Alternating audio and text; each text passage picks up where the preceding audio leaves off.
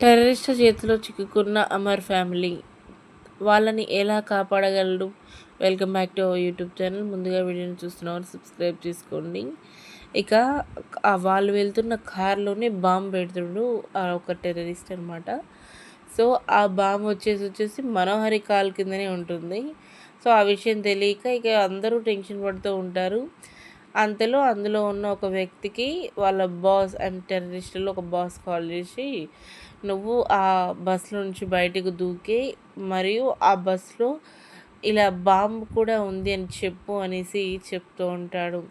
ఇక వెంటనే సరే బాయ్ అని ఇక కాల్ కట్ చేసి, దీంట్లో బాంబుంది అని అని చెప్పగా, ఎక్కడుంది అని మనోహరినే అడుగుతుంది. అవును, మీ కాలు కిందనే ఉంది. మీరు ఒకవేళ కాలు కదిపినా అది బాంబ్ బ్లాస్ట్ అయ్యే అవకాశం ఉంది అని కూడా చెప్పేసి అంటూ ఉంటాడు ఆ టెర్రరిస్ట్. ఇక వెంటనే మనోహరి గుండెల్లో భయం స్టార్ట్ అయ్యిద్ది. ఒకవైపు హెలికాప్టర్‌లో అమర్ చేస్తూ ఉంటాడు.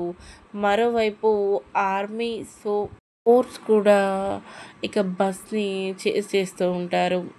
ఇక అసలు ఏం జరగబోతుంది? ఆర్మీ ఆర్ అమర్ ఎవరు కాపాడబోతున్నారు అనేది మనం తెలుసుకోవాల్సిన విషయం.